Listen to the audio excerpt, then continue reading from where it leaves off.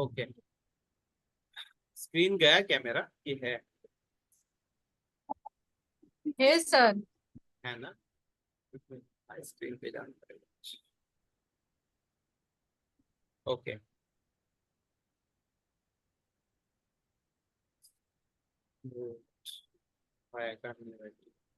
Cal just share it again. मैं वापस एक बार शेयर करता हूँ क्योंकि मैं मूव नहीं कर सकता था स्लाइड्स। ज्यादा आगे नहीं गए थे हम लोग।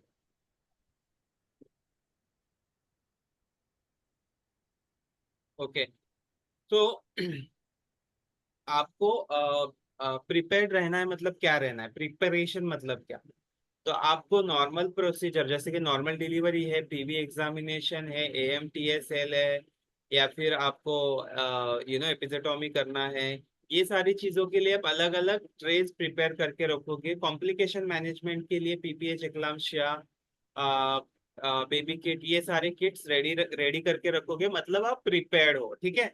मान्यता का प्रिपरेशन का मतलब ये है कि आप यहाँ वहाँ स्कैटर्ड चीजें नहीं रखोगे। आप एक जगह पे जो प्रोसीजर के लिए जो चीज लगती है वो रखोगे। उसके साथ आपका न्यूबॉर्न कॉर्नर आप बनाओगे, और आपके बायोमेडिकल वेस्ट के डब्बे, आपके पोस्टर्स रेफरेंस के लिए वो आप लगा के रखोगे। इसको हम प्रिपेयर्डनेस बोलते हैं, overall preparedness, LR, labour room का प्रिपेयर्डनेस। ठीक है, वो मैं पढ़ाऊंगा आपको बाद में क्या क्या है उसमें। फिर जो तीसरा जो है वो है, आप जब लेडी आपके पास आती है तब उसका आप असेसमेंट कैसे करते हो? इनिशियल असेसमेंट में हिस्ट्री टेकिंग आता है, पर एब्डोमिनल एग्जामिनेशन आता है। ये सब आप ये सेशन में आपको समझ में आएगा। ठीक है। तो सबसे पहले जो सबसे पहला जो स्टैंडर्ड है वो है, describe what is quality ANC and enumerate the list of test recommended. तो ये एएनसी में हम क्या क्या, क्वालिटी एएनसी मतलब एग्जैक्टली करते क्या है, और इन्वेस्टिगेशन लिस्ट ऑफ टेस्ट जो है, जो ideal WHO guideline MNS tool kit के हिसाब से होनी चाहिए। आइडियली हम लोग बहुत सारे टेस्ट करते हैं, बट बहुत सारे हॉस्पिटल में बहुत सारी चीजें मिसिंग होगी, कुछ एक्स्ट्रा चीजें करते होंगे। कोई कोई लोग चीजें करते होंगे इन्वेस्टिगेशंस, लेकिन वो सही टाइम पे नहीं करते होंगे। तो इसमें ये सारा दिया हुआ है। अभी स्टैंडर्ड्स का मतलब क्या होता है कि हम लोग सारे जो 10 हॉस्पिटल बैठते हैं वो एक जैसी प्रैक्टिस करें, स्टैंडर्डाइज प्रैक्टिस। ठीक है।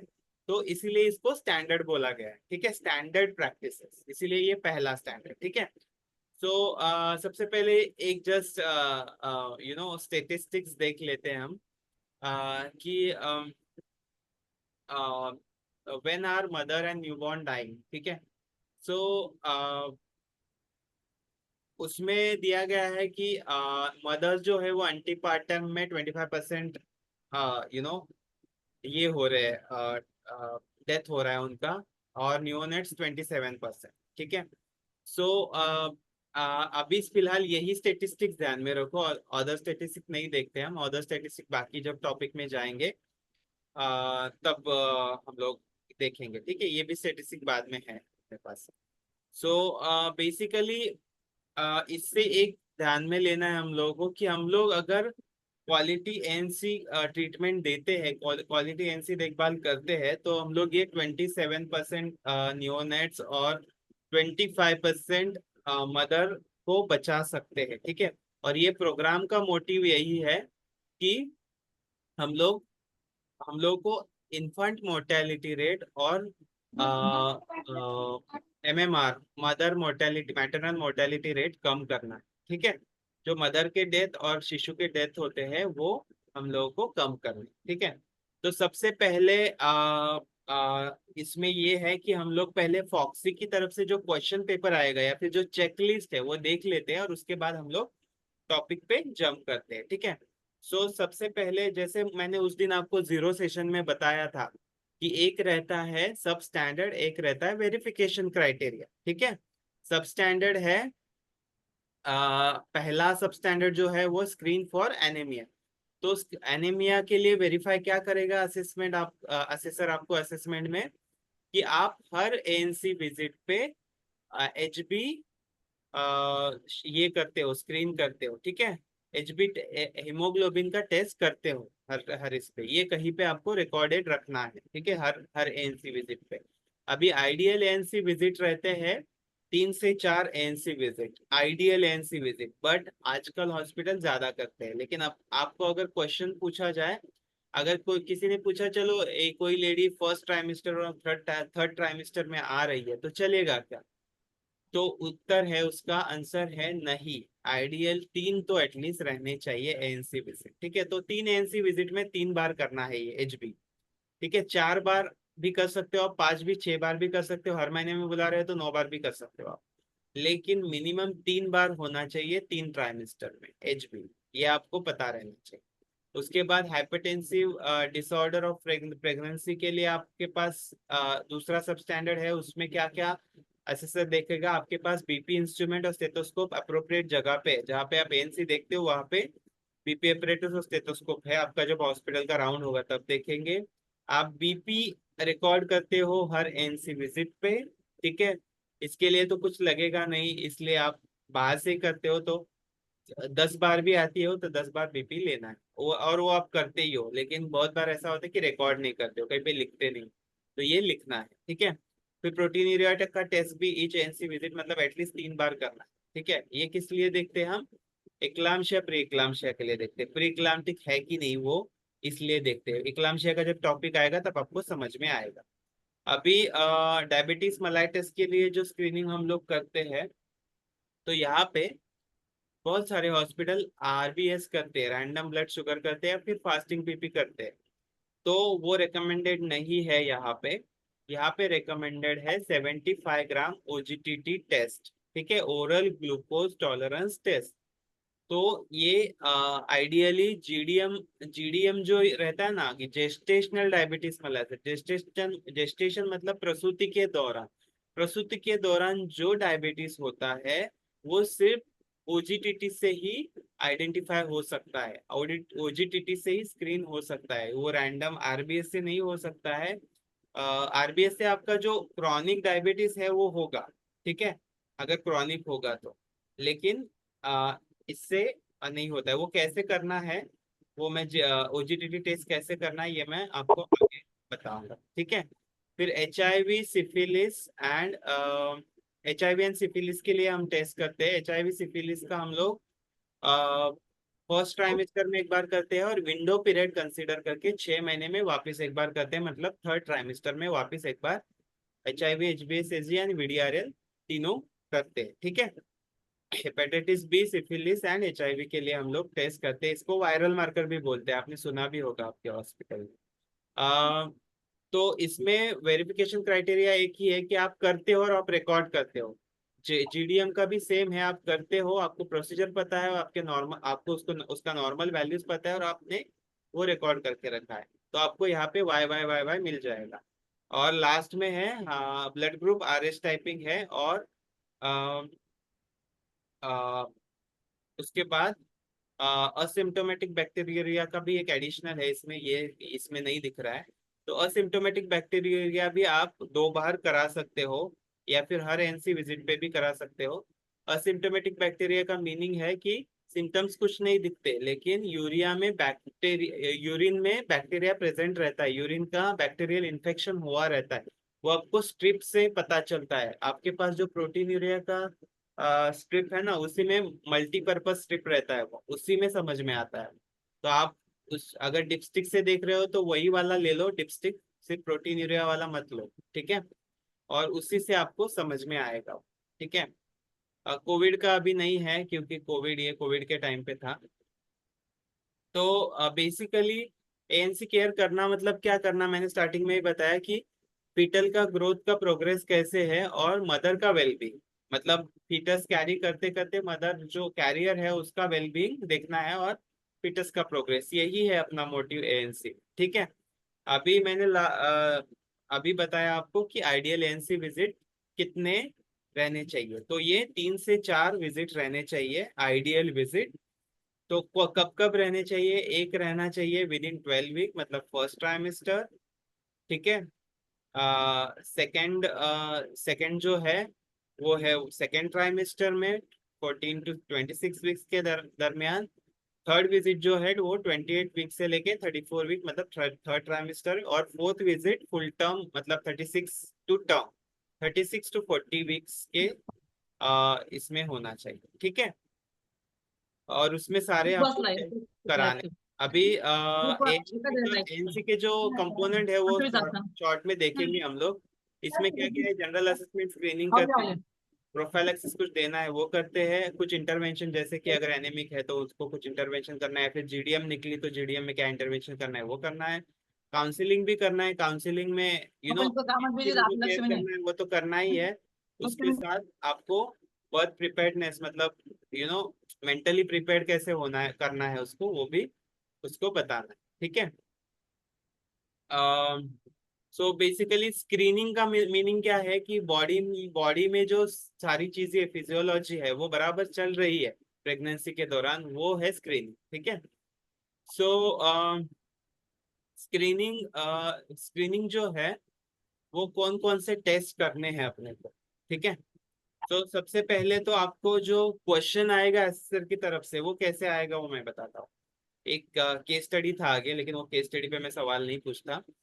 तो बेसिकली आपको सवाल ऐसे आएगा कि एक लेडी आपके पास आई, ठीक है, उसका 2 महीने से पीरियड मिस हुआ है, ठीक है। और वो आपके पास आई कि सिस्टर, आप काउंटर पे बैठे थे, रिसेप्शन पे बैठे थे, सिस्टर मेरा एमसी नहीं आ रहा है, ठीक है, 2 महीने से।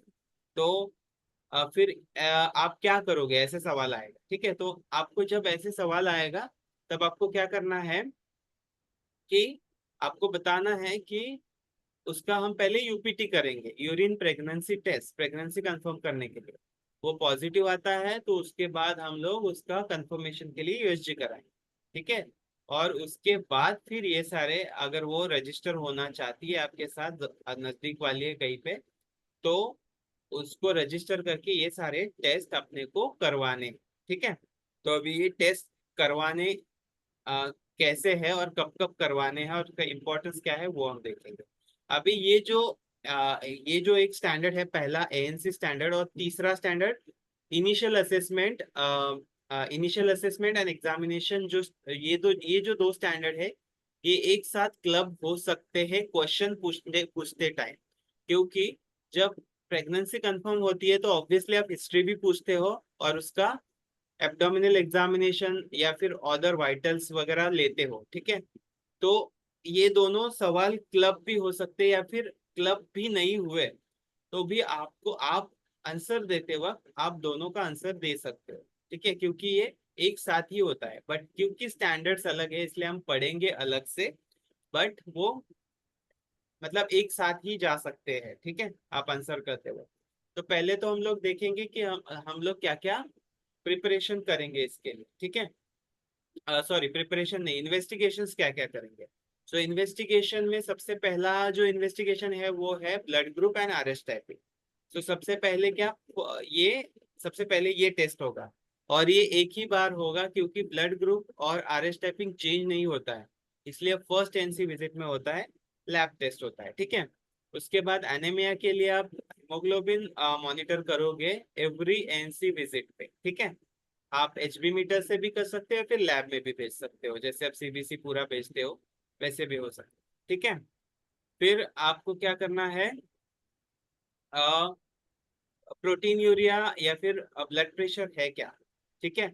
इसके लिए आपको क्या क्या देखना है, ब्लड प्रेशर देखना है और प्रोटीन यूरिया डिपस्टिक से देखना है, ठीक है। ये भी हर एएनसी विजिट पे होगा। फिर आपको जीडीएम जीडीएम के लिए कौन सा टेस्ट करना है, जेस्टेशनल डायबिटीज मलाइटस, ठीक है। नॉर्मल वाला डायबिटीज, क्रॉनिक डायबिटीज मलाइटस अलग, और जेस्टेशनल ये सिर्फ प्रेगनेंसी में होता है और हर बहुत बार अनडिटेक्टेड रहता है, और डिटेक्टेड रहने की वजह से पॉलीहाइड्रामिनस का चांसेस बढ़ता है, ठीक है। तो इसीलिए आपको जीडीएम टाइम पे डिटेक्ट करना है। तो जीडीएम कब करना है, फर्स्ट एनसी विजिट पे करना है। और अगर फर्स्ट एनसी विजिट पे निगेटिव आता है, अगर पॉजिटिव आता है तो आपको तुरंत जो भी नॉर्मल ट्रीटमेंट, मेटफॉर्मिन, ग्लिमिपेराइड जो भी स्टार्ट करना है, ग्लिप्टिन वगैरह आपके डॉक्टर डिसाइड करेंगे, वो वो डॉक्टर को बता के वो ट्रीटमेंट स्टार्ट करना है, ठीक है। बट अगर निगेटिव आता है तो 24 से 28 वीक के बीच में वापस एक बार रिपीट करना है, ठीक है। तो ये बेसिकली ग्लूकोमीटर से ही करना है, बट फास्टिंग पीपी जैसे करते हो वैसे ही करना है, या फिर लैब में भी भेज सकते हो आप। लेकिन ये करना कैसे, ये मैं बता बता रहा हूँ अभी, आप प्लीज ध्यान से सुनिए सभी लोग कि ये इसका प्रोसीजर क्या है, ठीक है। तो सबसे पहले आपको क्या करना है कि लेडी को नील बाय माउथ वगैरह नहीं बुलाना है। वो कुछ खा के आई है, या फिर रास्ते में कुछ बिस्किट वगैरह खा लिया है, तो इशू नहीं है उसका, ठीक है। आप फिर भी ये 75 ग्राम ओजीटीटी टेस्ट परफॉर्म कर सकते हैं। अभी वो बोलेगी वो खा के आई है, तो आप ऐसे नहीं करना कि नहीं कल वापिस आना नील बाय माउथ, नहीं, ठीक है। आपको क्या करना है, 75 ग्राम ग्लूकोज का एक पैकेट आता है, ग्लूकोडेक्स का पैकेट, वो मंगा के रखना है। या फिर ग्लूकॉन डी जो है 150 ग्राम का, उसके दो डिवीजन करके मतलब 150 ग्राम का 75 ग्राम 75 ग्राम, ठीक है। अगर किसी सिटी में नहीं मिल रहा है तो, नहीं तो अदरवाइज मिल ही जाता है ग्लूकोडेक्स का पैकेट 75 ग्राम का, आपके पास होगा भी शायद, लेकिन आपको पता नहीं होगा कि उसका यूज क्या है। तो उसको क्या करना है, 1 गिलास पानी 300 ml पानी में उसको मिक्स करना है, और लेडी को थोड़ा थोड़ा करके 10 से 15 मिनट में पीने के लिए बोलना है, ठीक है। 5 से 10 मिनट में, या फिर 10-15 मिनट भी गया तो भी चलेगा। ये धीमे धीमे क्यों बोला मैंने पीने के लिए, क्योंकि क्योंकि ये उससे उल्टी हो सकता है, क्योंकि बहुत ज्यादा कंसंट्रेशन रहता है शुगर का, और उसका टेस्ट कुछ अलग ही लगता है। जैसे हम लोग ओआरएस पीते हैं, आपको पता है, कभी कभी टेस्ट ऐसा लगता है कि उल्टी हो रही है ऑलरेडी, एंड देन ओआरएस पीने से और उल्टी हो जाता है जल्दी जल्दी पीने से। तो वैसा ही है, इसीलिए ये धीमे धीमे पीने के लिए बोलना है उसको। और आपको क्या करना है, आपको वहां पे देखना है कि वो उल्टी तो नहीं कर रही है, क्योंकि बहुत बार उल्टी होता है। उसके बाद आपको क्या करना है, अगर वो आधे घंटे तक उल्टी नहीं कर रही है तो ठीक है, आप वहां से मतलब उसको बाद में नहीं देखा तो भी चलेगा, लेकिन उसको दो चीजें बता के रखनी है कि अभी इसके बीच, ये 2 घंटे के बीच में कुछ खाना नहीं है, और ज्यादा फिजिकल एक्टिविटी नहीं करनी है। फिजिकल एक्टिविटी मतलब थोड़ा बहुत चले तो ठीक है, बट ज्यादा फिजिकल एक्टिविटी नहीं करनी है। या फिर कोई पेशेंट ऐसा रहता है जो बोलता है कि नहीं, मैं मेरी मम्मी यहीं पे रहती है, मैं जाके आती हूँ, या फिर मैं आप 2 घंटा रुकना है डॉक्टर या फिर सिस्टर, तो मैं मार्केट जाके आती हूँ, भिंडी कांदा वगैरह लेके आती हूँ सब कुछ। तो वैसे नहीं करना है, उसको वहीं पे बिठा के रखना, ठीक है। तो आप क्या करोगे, 2 घंटे के लिए वेट करोगे। 2 घंटे के लिए 2 घंटे वेट करने के बाद आपको क्या करना है, उसका वापस शुगर टेस्ट करना है। अभी शुगर टेस्ट में आपको क्या देखना है, यहाँ पे अगर उसका शुगर 70 से 140 mgdl के बीच में है, 70 से 140, तो वो जीडीएम में नहीं है। लेकिन उसका शुगर अगर 140 के ऊपर है, तो उसको जेस्टेशनल डायबिटीज मलाइटस है, ठीक है। अगर जेस्टेशनल डायबिटीज मलाइटस है तो तुरंत अपने डॉक्टर को इन्फॉर्म करना है आप, ठीक है।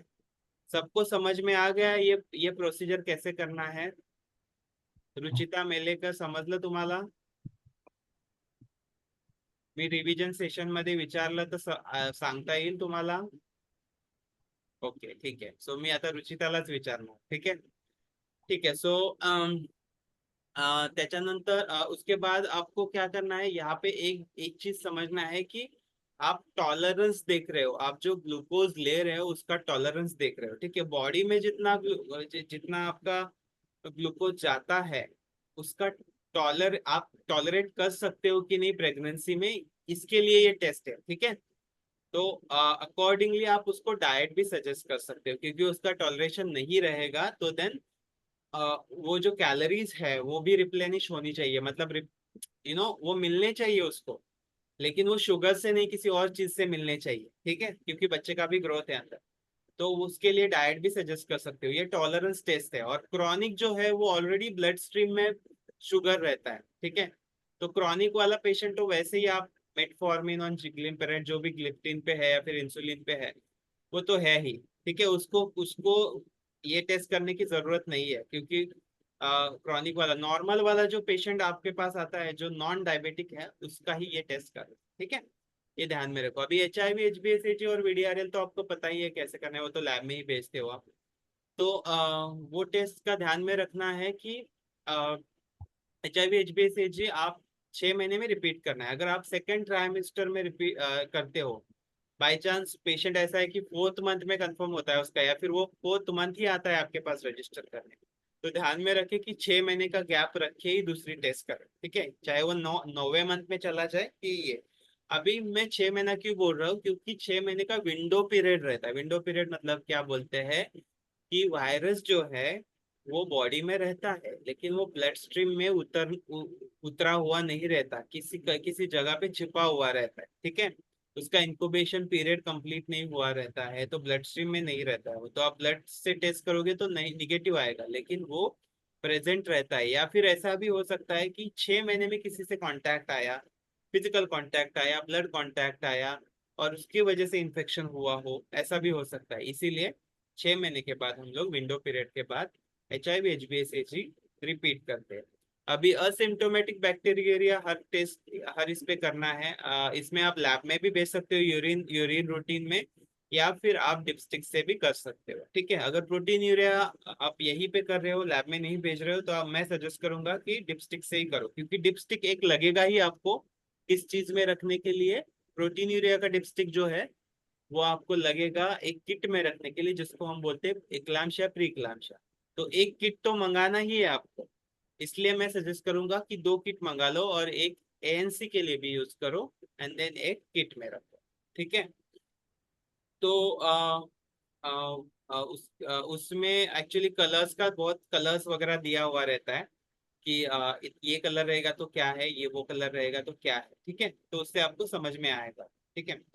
USG तो अब मैंने बोला ही, USG तो आ, हर ट्राइमेस्टर में रिपीट करनी है आइडियली, और जब फुल टर्म होती है, मतलब 36 वीक के बाद एक एक USG करते हैं, मतलब ऐसे 4 USG करते हैं।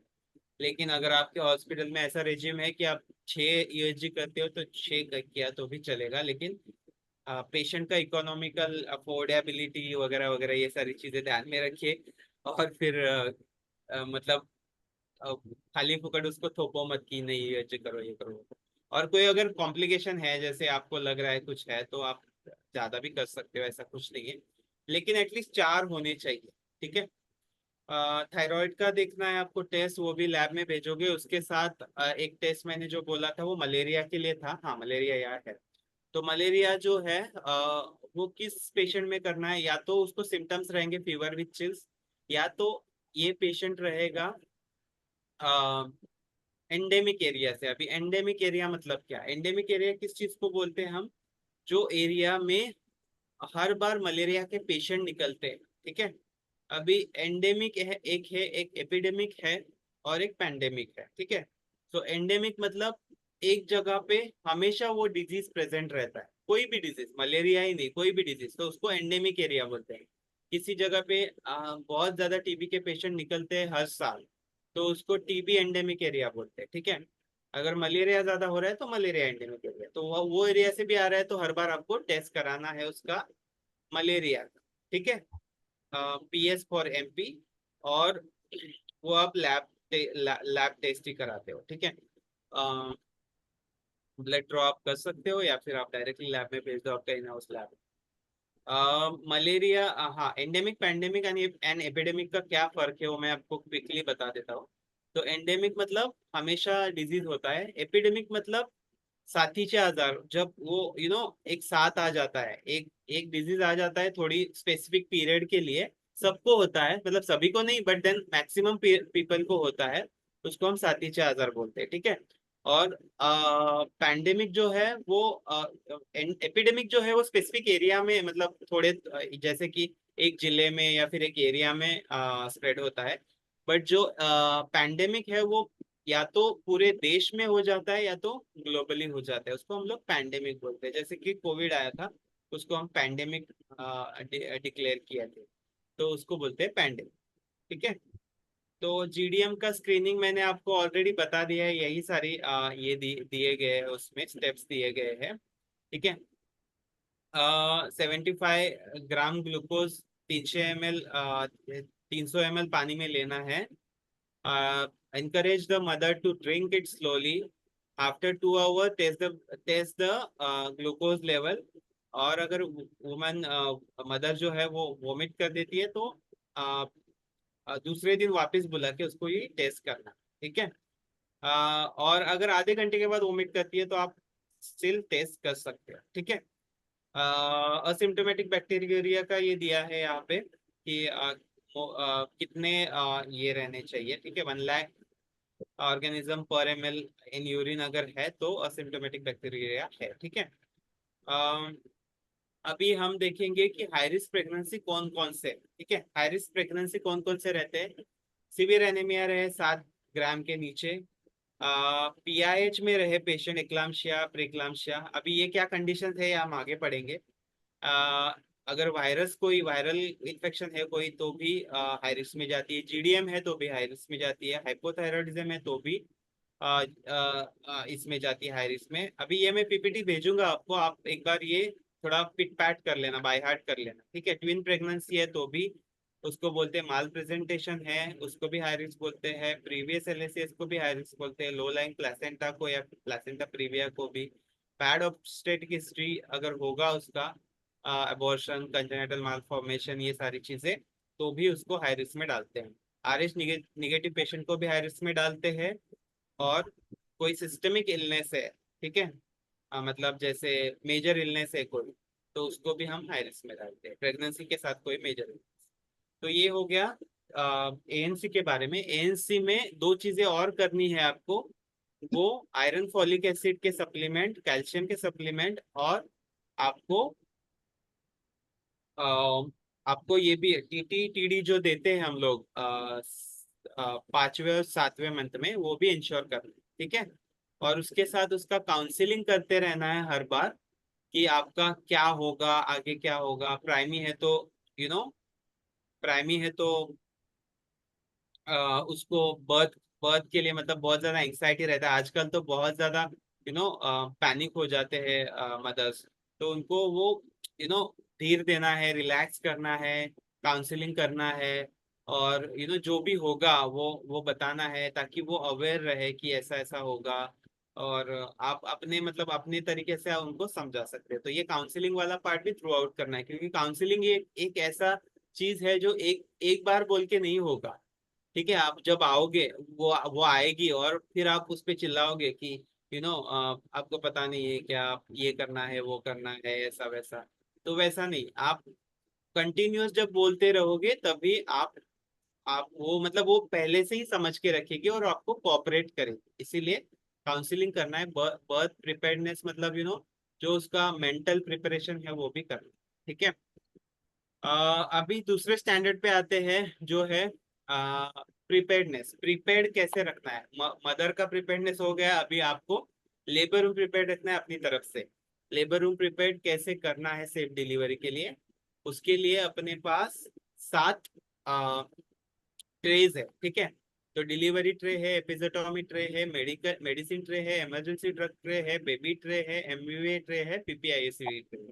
अभी इसमें जो मेजर इंपॉर्टेंट जो ट्रेज है वो है delivery, एपिजोटोमी, medicine, emergency drug tray and baby tray, ठीक है। लेकिन इसमें से ये पांच पांच ट्रेज में से आप कंबाइन कर सकते हो एक एक साथ। जैसे कि एपिजोटोमी अगर देना है तो वो डिलीवरी में ही, डिलीवरी ट्रे में ही आपने ऑटोक्लेव करके उसी सेट में रख दिया और उसी ट्रे में रख दिया तो भी चलेगा। मेडिसिन का बहुत सारे लोग वहां पे ही क्रैश कार्ड लगा के आप वहीं पे रख देते हो, तो मेडिसिन आप उसमें रख सकते हो, लेकिन मेक श्योर कि जो ऑक्सीटोसिन है वो फ्रिज में रखा है, ठीक है। फिर इमरजेंसी ड्रग भी आप क्रैश कार्ड में ही रखते हो तो it's fine. Baby tray, baby tray में एक्चुअली बेबी ट्रे का भी अलग से आप ऑटोक्लेव वाला ट्रे रख सकते हो, पर आइडियली यहाँ पे ये है कि बेबी के लिए हम लोग जो भी यूज करते हैं वो भी हम लोग डिलीवरी ट्रे में एडजस्ट कर सकते हैं, ठीक है। सो ये हो गया ट्रेस के बारे में। उसके अलावा 3 किट्स है, ठीक है। सॉरी, हाँ 3 किट्स है।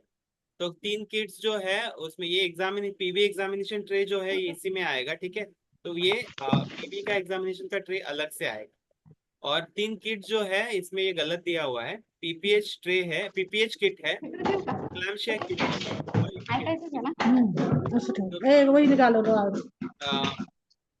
पीपीएच, एक्लाम्शिया और बेबी किट। तो ये इसमें क्या क्या आइटम्स है ये मैं आपको अभी आगे बताता हूँ, ठीक है।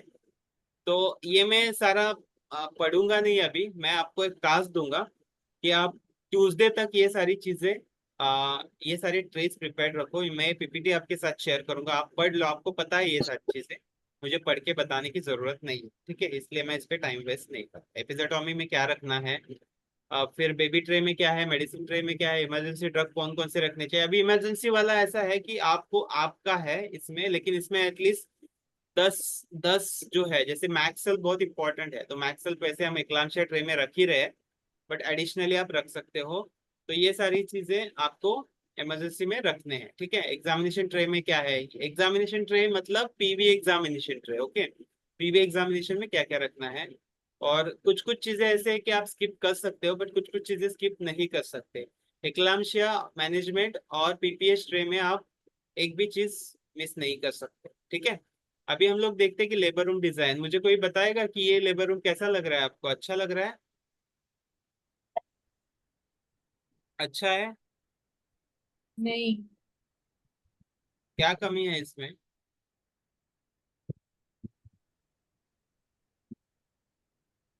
क्या कमी है इसमें। गंदा दिख रहा है बहुत। गंदा दिख रहा है, लेकिन क्या क्या कमी है उसमें। गंदा तो है ही, देखो ये रस लगा हुआ है सब जगह पे, और बाल्टी जो रखी है वो सही है क्या। ऑक्सीजन नहीं है। डिलीवरी के लिए हेडलाइट नहीं है। राइट। प्लास्टिक नहीं डाला है। कौन कॉर्नर नहीं है, प्राइवेसी नहीं है, राइट। पहले से प्राइवेसी नहीं, नहीं। बटन नहीं, कुछ नहीं। ये कैसा है,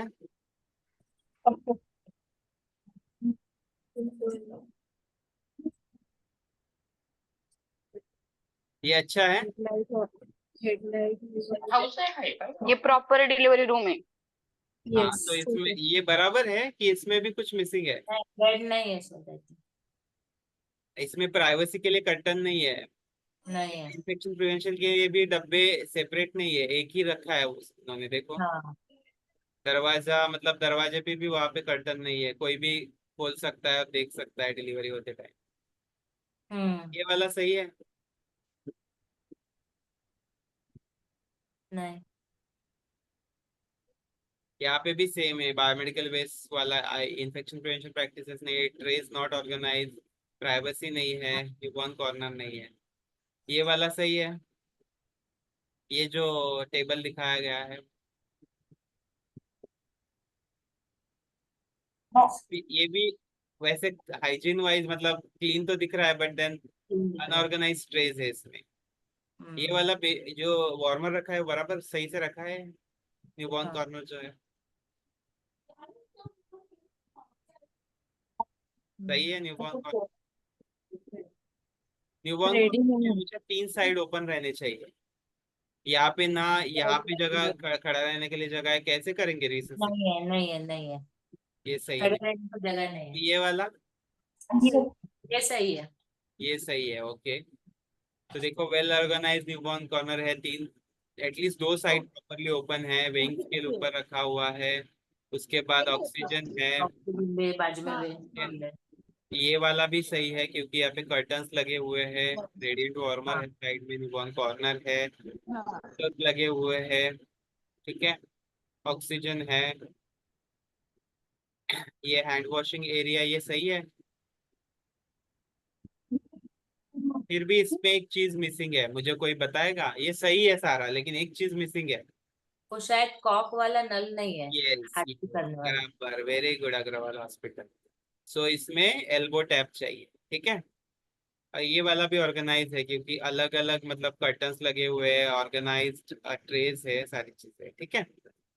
सो ये हो गया प्रिपरेशन के बारे में। तो इसमें कुछ भी नहीं है, इसमें सिर्फ आपको ये ध्यान में रखना है कि आपको अभी जाके क्या करना है कि न्यूबॉर्न कॉर्नर आपका सेट करना है, आपके ट्रेस पहले सेट करने हैं, और उसके बाद में आगे की चीजें आपको बताऊंगा प्रिपरेशन में क्या क्या करना।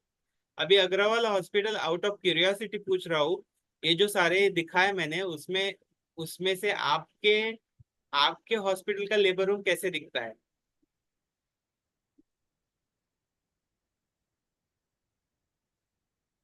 अनम्यूट करके बताइए मुझे। अच्छा छोड़ो, इसके इसमें छोड़ो, मुझे बताओ कि ये जो दिखाया मैंने, ये जो सारी चीजें दिखाए, उसमें आप आपके हॉस्पिटल के लेबर रूम को कितने मार्क दोगे? 10 में से कितने मार्क्स दोगे?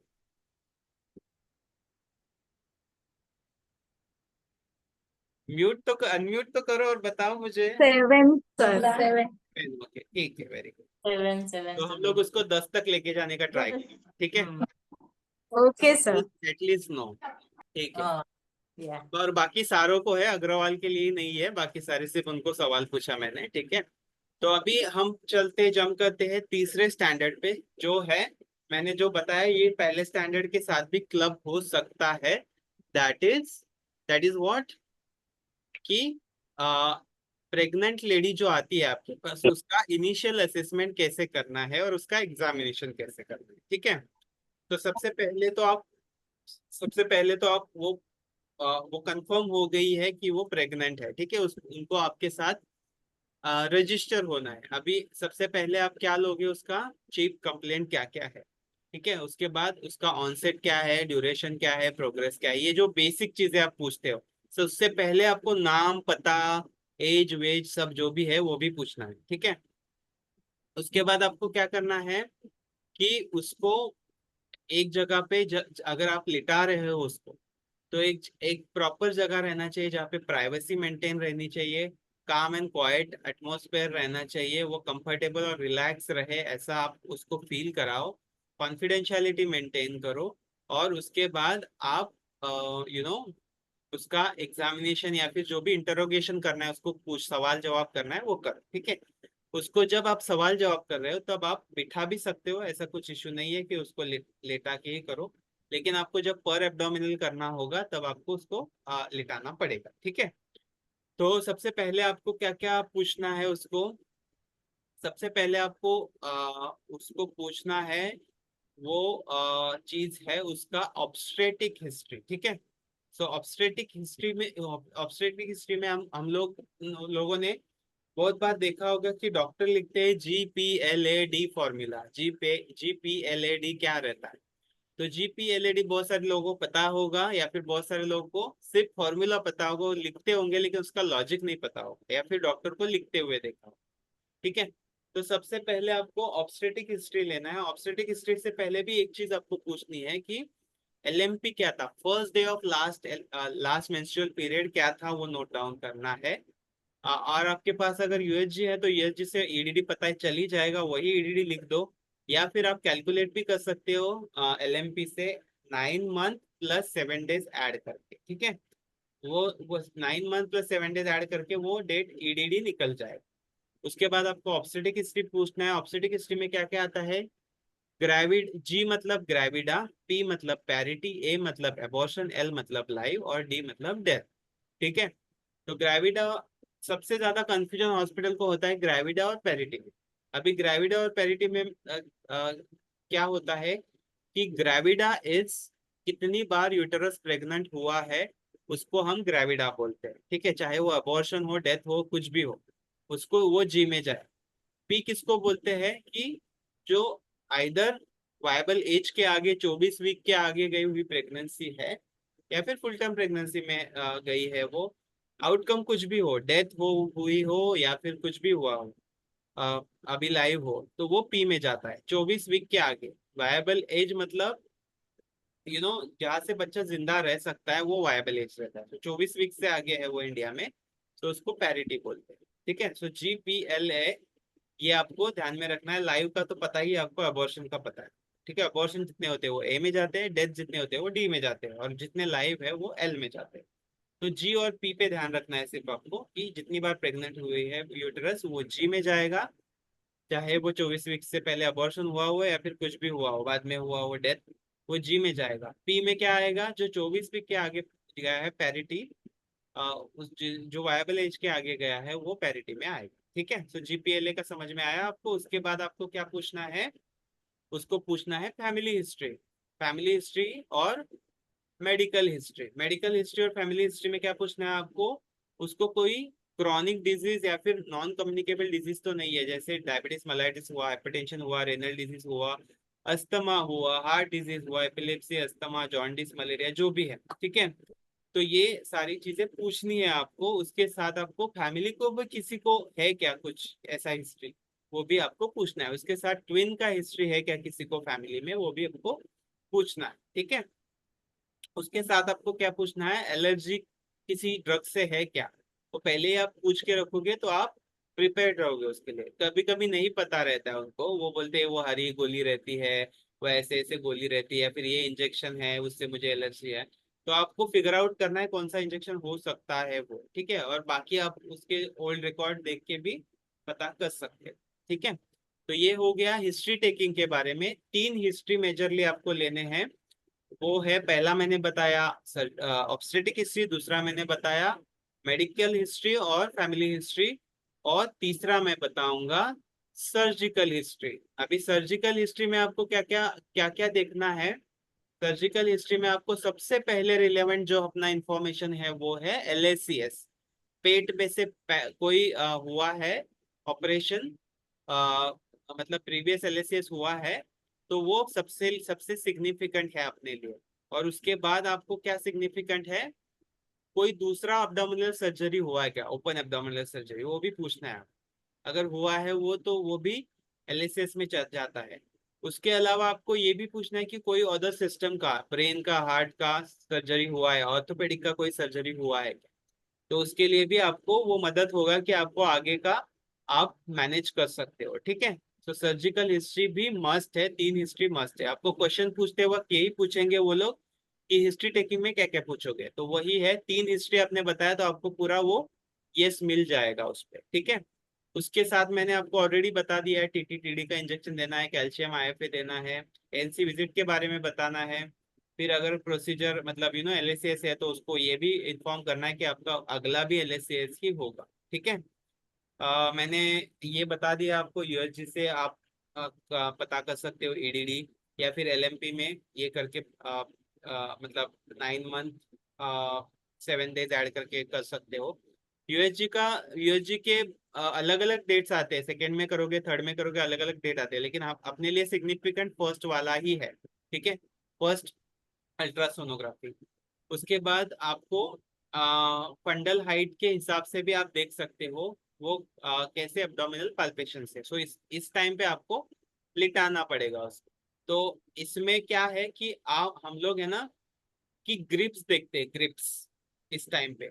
तो इस टाइम पे 2 ग्रिप्स हम देख सकते हैं अगर 8 वीक के आगे प्रेगनेंसी है तो वो क्या है, कौन कौन से ग्रिप्स है। सबसे पहले तो फंडल ग्रिप। फंडल ग्रिप हम ऊपर से पाल्पेट करके नीचे नीचे आते हैं, जहाँ पे भी रेजिस्टेंस लगता है वहां पे रुक जाते हैं।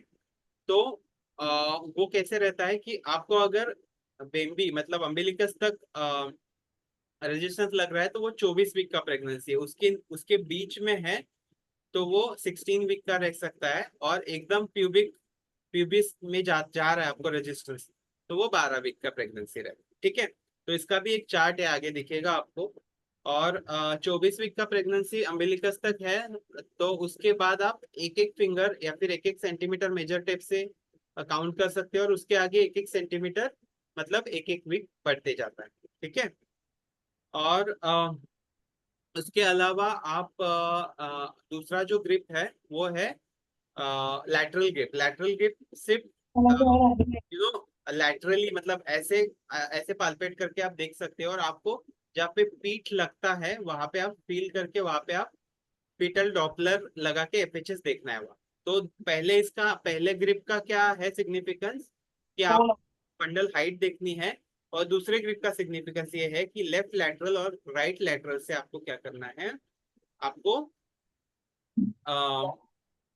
लेफ्ट लैटरल और राइट लैटरल से देखना है कि पीठ कहाँ पे है, और वहां पे आपको FHS देखने हैं, जो फीटल डॉपलर का प्रोब है वो वहां पे लगाना है, ठीक है। तो ये 2 चीजें इनिशियल, इसमें हम दो ग्रिप्स देखते हैं। लेटर स्टेज में और 2 ग्रिप देखते हैं, जो है pelvic grip, superficial pelvic grip and deep pelvic grip. तो वो भी मैं आपको अभी बता देता हूँ। तो वो ग्रिप कैसे देखते हैं हम लोग, वो नीचे से सिर्फ हाथ लगा के देखते हैं हम कि कौन सा पार्ट है नीचे। हम लोगों को वर्टेक्स प्रेजेंटेशन चाहिए, तो हेड लगना चाहिए नीचे, हेड लगना चाहिए, तो वर्टेक्स प्रेजेंटेशन है। तो उसका नॉर्मल डिलीवरी हो सकता है। अगर ब्रिच लग रहा है मतलब बटक्स की तरह कुछ लग रहा है, फिर ट्रांसवर्स ला ऐसे कुछ लग रहा है, तो वो गलत प्रेजेंटेशन है, इसलिए हम सुपरफिशियल पेल्विक ग्रिप देखते हैं। Superficial pelvic first grip confirm करने के बाद हेड एंगेज है कि नहीं उसके लिए हम लोग डीप पेल्विक ग्रिप देखते हैं। डीप पेल्विक में क्या करते हैं, ऐसे ऐसे ऐसे ऐसे पल्पेट करके जाते हैं हम लोग, तो अपने हाथ अगर एक दूसरे को टच हो रहे हैं तो उसका हेड एंगेज नहीं है, और अगर हाथ ऐसे जा रहे हैं तो हेड एंगेज है। ठीक है, ये चीज मैं वापिस आपको रिपीट करूंगा रिवीजन में। ठीक है, तो ये देखो ये ग्रिप्स, अभी फंडल हाइट ये पहला ग्रिप ले रहा है। फिर यहाँ पे ये चार्ट दिया गया है कि कौन से वीक में कहाँ तक आता है, कहाँ तक दिखता है आपको रेजिस्टेंस। ठीक है, फंडल हाइट अभी 36 वीक तक जिपिस्टर्नम तक आता है, और हेड एंगेज जाने के बाद थोड़ा सा नीचे सरकता है। ये पीपीटी आप एक बार वापस देख लेना, ये पिक्चर भी एक बार वापस देख लेना, क्लोजली आप देखोगे तो आपको समझ में आए। ठीक है, तो ये ग्रिप्स मैंने ऑलरेडी बता दी है आपकी, ये फंडल ग्रिप है। फिर ये लेफ्ट लैटरल और राइट लैटरल है, और first pelvic second pelvic. First pelvic ऐसे देखते हैं सिर्फ कौन सा पार्ट है, और सेकंड पेल्विक ऐसे देखते हैं। ये लेटर स्टेज में है क्योंकि ये हेड एंगेज तो 36 वीक के बाद होगा। ठीक है, तो ये 36 वीक के बाद ही देखो दोनों, क्योंकि पहले देखोगे तो वैसे भी घूमता है बच्चा। ठीक है, और एफएचआर जो देखते हो उसका नॉर्मल रेंज है 120 से लेके 160 तक पर मिनट। ठीक है, तो वो भी आप जैसे भी डॉपलर से देखते हो या फिर स्टेथोस्कोप से देखते हो, लेकिन वो लैटरल ग्रिप लेके ही देखना है क्योंकि एक्यूरेटली आपको वहां पे ही समझ में आएगा। ठीक है, so that's it for today. यहाँ पे मैं आपको एक बुक शेयर करूंगा, उसका रेफरेंस भी दिया गया है।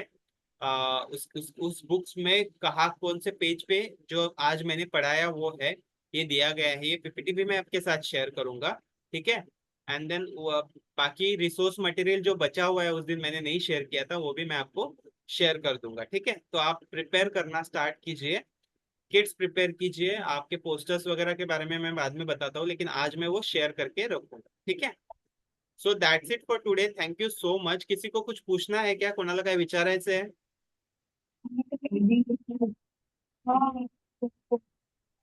कोणाला काही विचारायचं आहे? फडके हॉस्पिटल विचारा बिंदास, टेन्शन नका घेऊ। आवाज नाही येते तुमचा बिलकुल, तुम्ही माईक जवळ येऊन बोलाल का जरा, काही कळतच नाही तुम्ही काय बोलताय।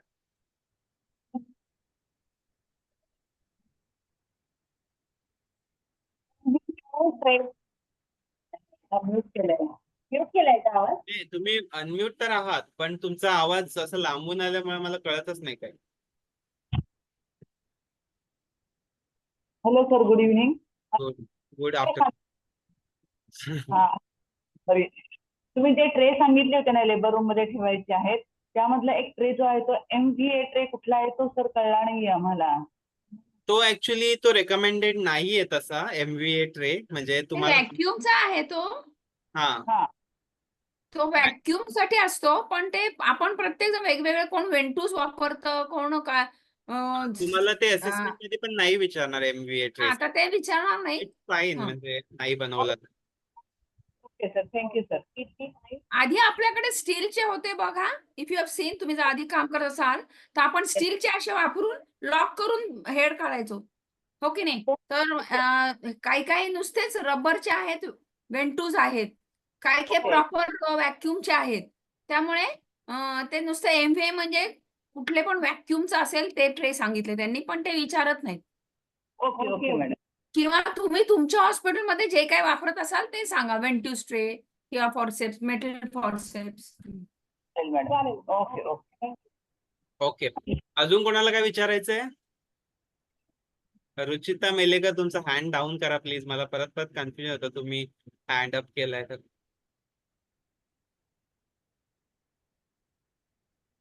मातृत्वाचा चांगला अटेंडन्स. ओके, तर ठीक आहे, तुम्ही परत एकदा बघा आणि रिव्हिजनच्या वेळेस क्वेश्चन रेडी ठेवा तुमचे, आणि रिव्हिजनच्या वेळेस मी हे पण एक्सपेक्ट करेल की तुमचे ट्रेज रेडी असतील. ठीक आहे, म्हणजे मग आपल्याला त्यात काय कमी जास्त असेल ते बघता येईल. ठीक आहे, मी बाकी सगळं शेअर करतो तुम्हाला आज संध्याकाळपर्यंत, ही रेकॉर्डिंग पण शेअर करतो, रेकॉर्डिंग पण रेफर करा. ठीक आहे, सो थँक्यू सो मच. आपलं अपना ये हैदराबाद वाला हॉस्पिटल कौन सा है क्या वो? हाँ है ना, हे ओके, बघ बंजारा केअर, बंजारा केयर लिहिलं ना बंजारा, ते. Yes care Banjara. हाँ, सो सर दोघं मैडम जण आहेत जो भी त्याच्यात. है, ओके केयर बंजारा, आपको समझ में आ रहा है ना? Yes, sir. You are getting what we are telling, right? Yes, yes, sir. Okay so You can ask any अगर कुछ difficulty. कंफ्यूजन होगा, मराठी में मैंने कुछ बोला और मैंने वो इंग्लिश में हिंदी में रिपीट नहीं किया, तो please ask, because it Okay. Is like Better if we take in English, it is much better to understand very well. But I know. most of the times are Hindi. I It know, is Hima Bindu, but the thing is, we have 9 hospitals from Maharashtra, and yeah. majority of them, understand either Hindi or Marathi. So that's why, Okay. I'm keeping Please them don't in worry. Hindi. If you please share the slides and recordings, we will understand. Sure, That is sure. fine. We will. We will train our staff. Sure, And sure. you just don't worry, madam. At the end of the sessions, in the sense when we finish all 9, we will take a separate rapid thing in English for you. So don't worry. Okay. Thank you so We much, will ma'am. try to Thank you. understand in Hindi. But if any problem, we will Okay, take okay, a ma'am. repeat only for care hospital. We'll take a repeat English session. Sure. Okay. तो Okay, ma'am. Thank you so much. Thank you. सबको अभी सभी लोगों को याद है कि मैंने स्टार्टिंग में क्या बोला था? कल के सेशन में ओनर, गायनेकोलॉजिस्ट, आपकी लीड गायनेकोलॉजिस्ट और आपका एडमिन बंदा भी चाहिए कल, ठीक है? Tomorrow there is requirement of owner, lead gynaecologist and then आपका जो भी एडमिन बंदा है, you will have to sit with them, ठीक है? सो प्लीज मेक श्योर कल रहे वो, क्योंकि कल का इम्पोर्टेंट वो भी सेशन बहुत इम्पोर्टेंट है, सेल्फ असेसमेंट वाला, क्योंकि nowadays it is mandatory to fill your self assessment before you go for the assessment, ठीक है?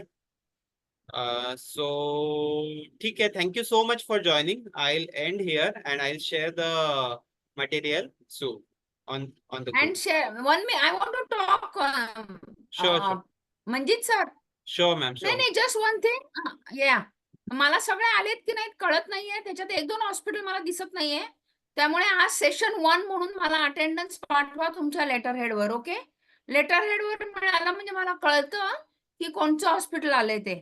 ओके, आणि मी आता फार तर आजच्या दिवस फोन करीन. पुढच्या वेळेस पासून मी तुम्हाला करणार नाही. Okay, thank you. आता त्रास नाही देत तुम्हाला. Thank you, ma'am. Thank you, sir. Thank you so much. Bye. Thank you.